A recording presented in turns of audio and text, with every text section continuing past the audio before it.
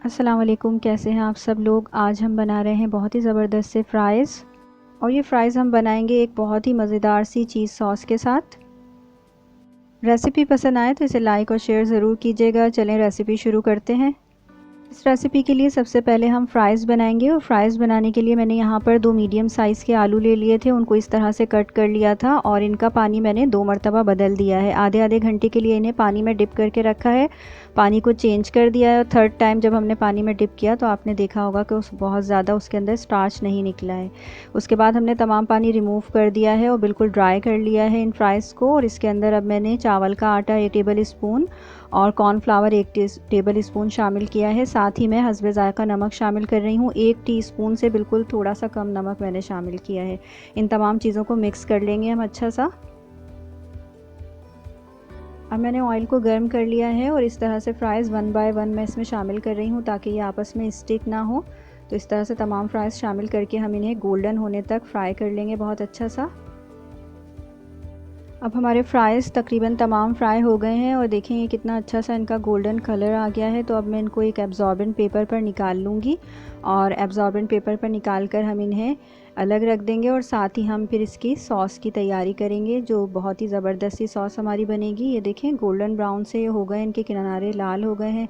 अब मैंने एक पैन ले लिया है और पैन में 1 टेबल स्पून बटर शामिल किया है और बिल्कुल मीडियम टू लो मैंने इसकी आंच रखी है। और बटर शामिल करने के बाद 1 टेबल स्पून इसमें मैदा शामिल किया है। अब इसे हम जल्दी जल्दी जो बटर है उसके साथ मिक्स करेंगे ताकि जले नहीं और इसकी जो है गुठलियाँ सी ना बने।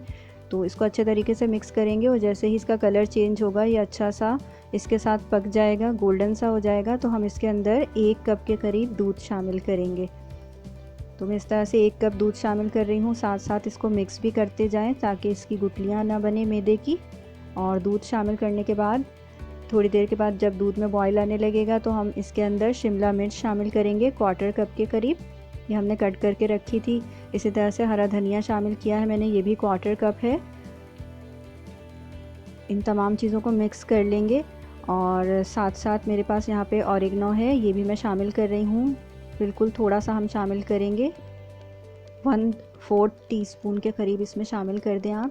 और इन तमाम चीज़ों को मिक्स करते रहें साथ साथ। इसके बाद यहाँ पर मेरे पास चीज़ स्लाइसेस हैं, चेडर चीज़ के स्लाइसेस हैं। अगर आपके पास ब्लॉक की शक्ल में हो तो भी आप इसी तरह से ले लें, उसकी थोड़ी सी चीज़ कट कर लें और इस तरह से इसमें शामिल कर दें। 2 स्लाइसेस मैंने शामिल किए हैं और चीज़ शामिल करते ही ये सॉस गाढ़ी होने लगेगी।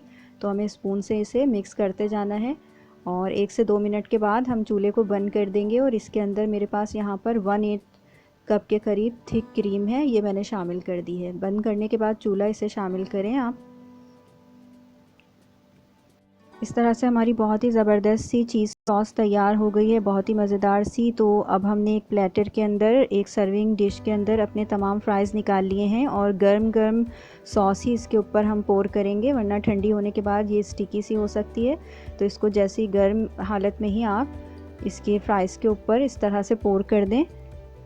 और इसके बाद इसे आप गार्निश कर सकते हैं हरे धनिए से, थोड़ा सा हरा धनिया इसके ऊपर आप गार्निश कर दें।